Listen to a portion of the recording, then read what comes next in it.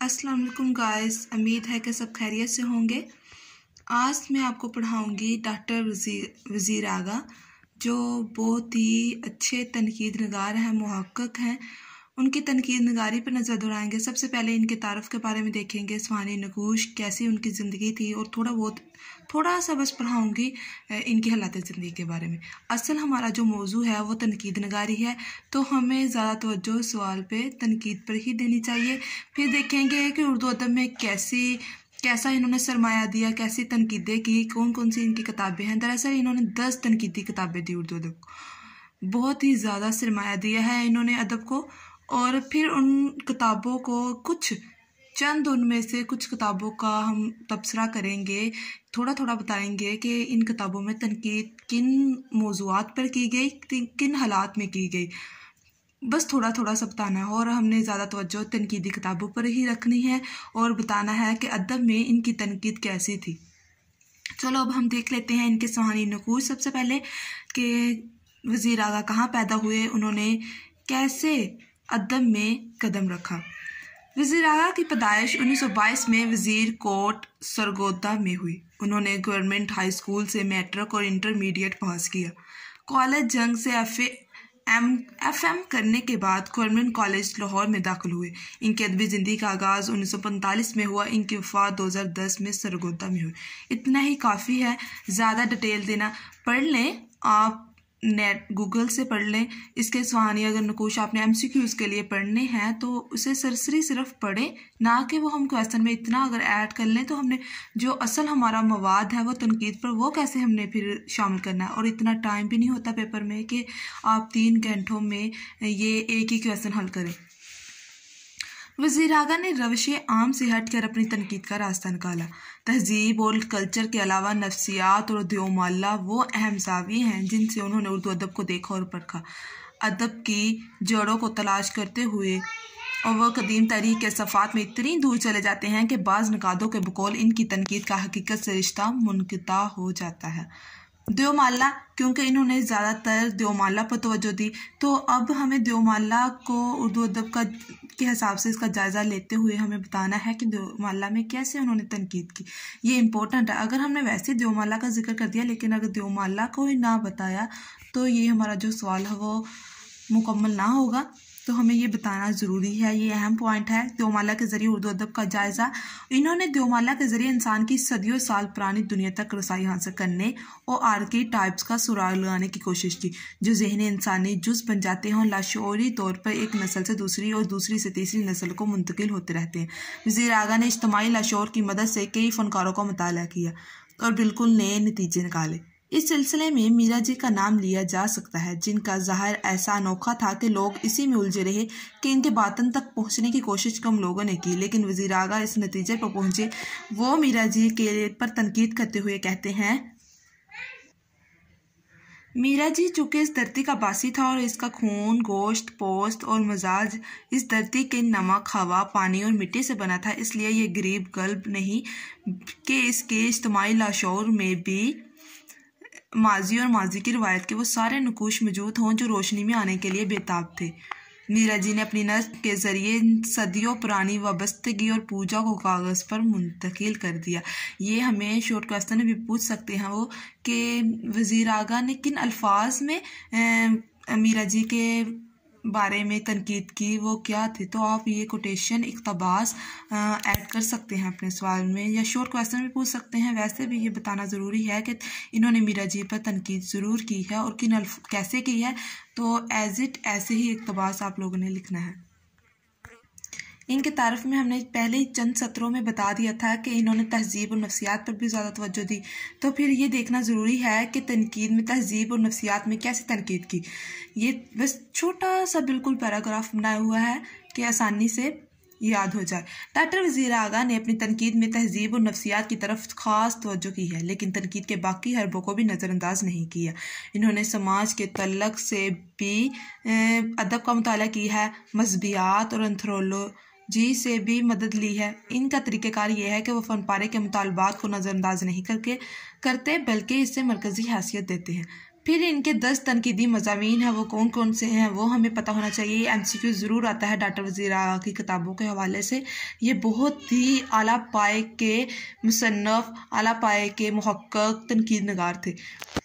उर्दू शायरी का मजाज, तख्लीकी अमल, तनकीद और मजलसी तनकीद, नज़म जदीद की करवटें, नज़म जदीद की करवटें, साख्तियात और साइंस, उर्दू अदब में तंज़ व मज़ाक, तनकीद और इख्तिसाब, इकबाल और तसव्वुरात इश्क को खर्द ने तनाज़र, तनकीद और जदीद और उर्दू तनकीद। इनके नाम से ही हमें अंदाज़ा हो जाता है कि इन किताबों में आगे होगा क्या। इन किताबों के बारे में कुछ 2-3 किताबों के बारे में हम आप 5 की भी दे सकते हैं, 3-4 की भी डिटेल दे सकते हैं, लेकिन ये मुमकिन नहीं है कि हम 10 की 10 किताबों की डिटेल दें, तो फिर ये तो क्वेश्चन बहुत ही लंबा हो जाएगा। तो 3-4 किताबों का बताना ज़रूरी है कि इन किताबों में है क्या, कैसे उन्होंने किन किन मौज़ूआत पर तनकीद की। अगला पॉइंट है कि फ़न पारे का मुताला वो कैसे करते थे। आप अगर चाहें तो ये पॉइंट दे भी सकते हैं अपनी आसानी के लिए, नहीं भी देना चाहते हैं तो वैसे ही पैराग्राफ की शक्ल में अच्छे से आप लिख भी सकते हैं। फ़न पारे के मुताले में वज़ीर आगा ये ज़रूरी ख्याल करते हैं कि इसका कोई पहलू छूटने ना पाए। जैसा कि वाज़िया किया गया है कि इनके निज़ाम फ़िक्र में ज़मीन को कलीदी हैसियत हासिल है। ये भी MCQs आ सकता है, शॉर्ट क्वेश्चन आ सकता है कि इनके निज़ाम फ़िक्र में कि ज़मीन को क्या हैसियत हासिल है, कलीदी हैसियत। इसलिए वो जोर देकर कहते हैं कि किसी अदब पारे का जायज़ा उसी वक्त मुकम्मल कहलाने का मुस्तहिक़ है जब ज़मीन और फ़नकार की शख्सियत के किसी पहलू को नज़रअंदाज न किया जाए। अकीदे की वो नफ़ी नहीं करते, मगर महज इसी को कसौटी समझ लेना और इनके नज़दीक महदूद और तंग नुक्ता नज़र को फ़रोग़ देना है। अदब की तख्लीक के सिलसिले में इस बात की कतन कोई कैद नहीं कि इसमें अदीब ने किसी अकीदे का इज़हार किया है या सिरे से किसी अकीदे को पेश भी किया है या नहीं। गोया वो सिर्फ तहजीब और कल्चर, महज नफ्सियात और देवमालों को अहमियत नहीं देते। फ़न पारे में अकीदे का वजूद व अदम इनके लिए बेमानी है।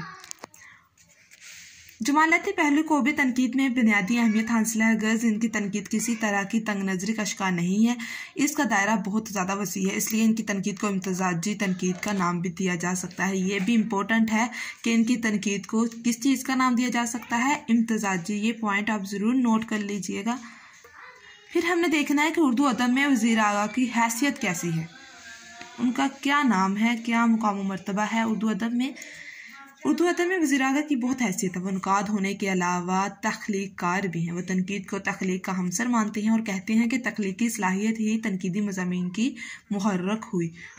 उन्होंने लिखा है कि मुझे हमेशा ये अफसोस हुआ कि मेरी तनकीद मेरे तख्लीकी अमल से मखूज़ है, इसकी मुहर्रक हरगज़ नहीं। अगर मुझे खालिस तख्लीकी अमल से गुजरने की सादत नसीब ना होती तो मैं शायद इनमें से कोई मज़मून भी ना लिख सकता। इसलिए वो अपनी तनकीद को तख्लीक मुकर्रर कहते हैं। ये भी इम्पोर्टेंट है। वज़ीर आगा ने तनकीद का जो रास्ता इख्तियार किया था, इसमें बहुत से अंदेशे थे, ख़ास तौर पर यह कि मौजू नया होने के सबब भारी भरकम अदबी व अलमी इस्तलाहों का सहारा लेते हैं। इनके अफ़कार व ख़यालात वज़ाहत व सराहत से महरूम हो जाते हैं, मगर ऐसा नहीं कि इनका अंदाज़ बयान शगुफ्ता, रोशन, नहायतो ये पता नहीं क्या है, अब समझ नहीं आ रही, काफ़ी देर के ये नोट्स बनाए हुए हैं। शगुफ्ता था या अंदाज़ बयान शगुफ्ता था, आप कह सकते हैं। मुख्तसरन कि इनकी तहरीरें दिलचस्प, पुरअसर, फ़िक्र अंगेज़ और साथ ही आलमाना संजीदगी से ममूर है। अब मैंने आपसे कहा था कि हम जो इनकी तनकीदी किताबें हैं, 2-3 किताबों पर हम तबसरा करेंगे या बहस करेंगे। तो इनकी एक किताब है नज़्म जदीद की करवटें, उसमें देखेंगे कौन से मज़ामीन पर इन्होंने अपना मौजू बांधे हैं, किन शोरा का तज़किरा किया है। इस मज़ामीन में डॉक्टर वज़ीर आगा ने मुख्तलिफ शोरा की असल बुनियादें दरियाफ्त की। इस किताब का सबसे ज़्यादा मशहूर होने वाला मज़मून मीरा जी के फ़न बारे में था। मतलब कि मीरा जी के बारे में इक़्तिबास पीछे मैंने बता दिया है, वो भी इधर दोबारा आप ऐड कर सकते हैं। मीरा जी के बारे में ज़्यादा इन्होंने मज़मून लिखा इस किताब में। उन्होंने ये बात वाज़ह कर दी कि मौसीकी में एहसासात और जज्बात का मुकम्मल अबलाग मुमकिन है। वो बताते हैं कि लफ्ज़ और ख्याल का रिश्ता लिबास और जिस्म का रिश्ता नहीं, बल्कि जिस्म और रूह का रिश्ता है। मुझे वैसे जनरली ये जो सतर है वो बहुत ही ज़्यादा अच्छी लगती है कि लफ्ज़ और ख्याल का रिश्ता लिबास और जिस्म का रिश्ता नहीं है, क्योंकि इंसान जो है जिस्म तो इंसान के पास ही रहता है, लेकिन जो लिबास है वो इंसान हर दिन के लिहाज से वो चेंज करता रहता है, तब्दील करता रहता है, लेकिन जिस्म और रूह का जो रिश्ता है वो कोई तब्दील नहीं कर सकता। तो इन्होंने बड़े अच्छे अंदाज से तारीफ़ की। अल्फाज का जो ज़ख़ीरा था इनके पास बहुत ही उम्दा था। इस किताब में वज़ीर आगा ने इकबाल, फिर उन्होंने ये मैंने खुद तज्ज़िया किया हुआ है इस पूरी किताबों का देख के कि इसमें मतलब शॉर्ट बताना था एक पैरे में कि इस किताब में है क्या। तो फिर इतना ही हम बता सकते हैं कि इन्होंने किन किन शोरा पर तबसरे किए। इकबाल, नून राशिद, मीरा जी, फैज़ अहमद फैज़ और मजीद अमजद और भी बहुत से इनके हम असर शोरा थे जिन पर इन्होंने तनकीदी नज़र डाली। फिर इनकी दूसरी किताब है उर्दू शायरी का मजाज। ये भी बहुत ही अहमियत की हामिल किताब है। उर्दू शायरी के मजाज का बुनियादी नज़रिया हीकल की जदलियात, थीसिस और एंटीथीसिस के तसादुम और मलाप से सिंथेसिस के वजूद में आने के नज़रिए पर कायम था।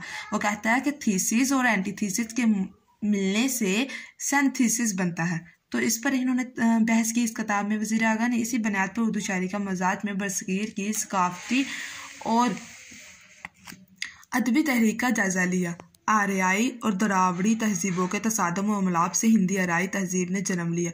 वो कहते हैं ये दो ज़ुबानें हैं, आर्याई और दरावड़ी, इनके दो के मिलने से हिंदी आर्याई आई और गीत की अदबी सिनफ को फ़रोग मिला। मुसलमानों की आमद से मुस्लिम हिंदी तहजीब मरतब होने लगी और गज़ल की अदबी सिनफ को फ़रोग मिला। और फिर जब अंग्रेज़ों ने यहाँ का निज़ाम हुकूमत संभाला तो नज़्म की सिनफ उभर कर सामने आई।